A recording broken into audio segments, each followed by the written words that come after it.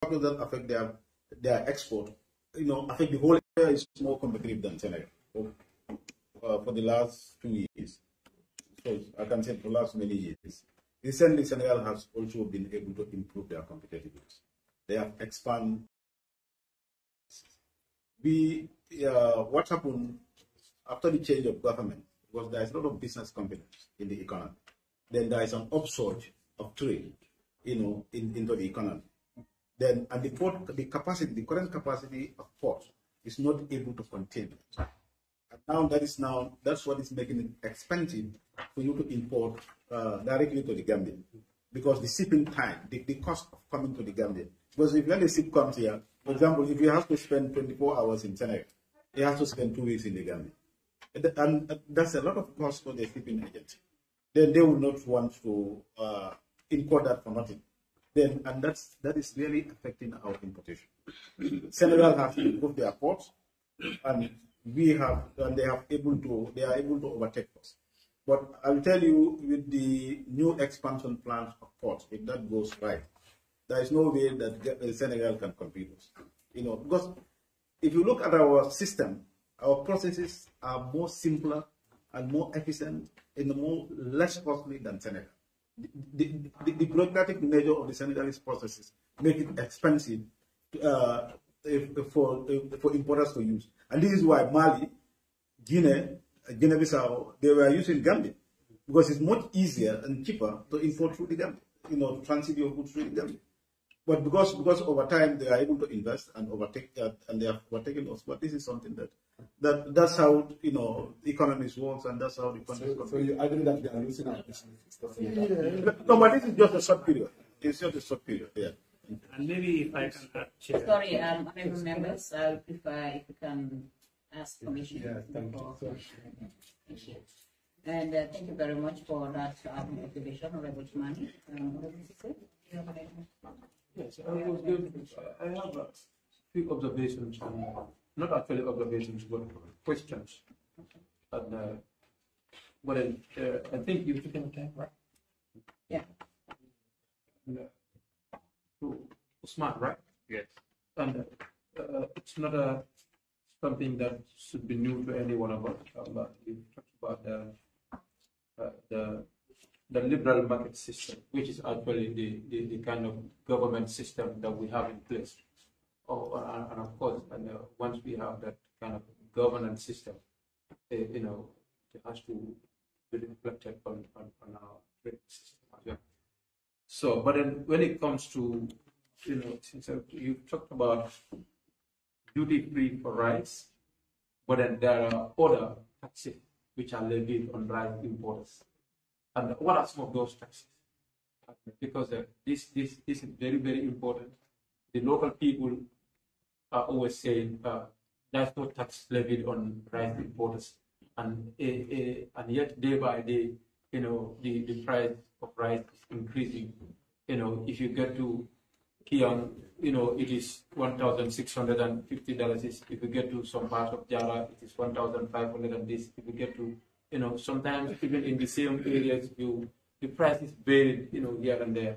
And you've talked about the taxes that are levied on rice imports. What are some of those taxes?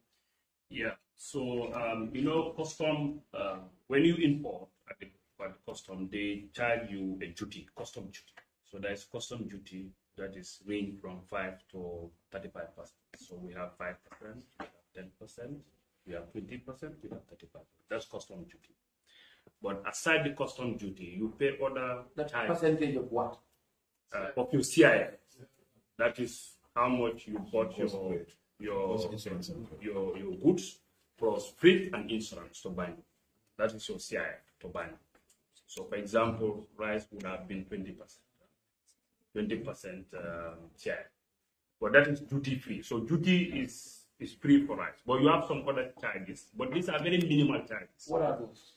You have a charges called processing fee that you have to pay. 0.5 of your CIF, AU 0.2, AU levy.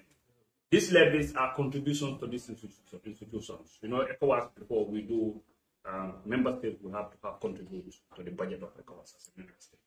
But now that has problems. So now they translate this into levies for imports coming to ECOWAS, outside ECOWAS, coming into those member countries coming outside ECOWAS.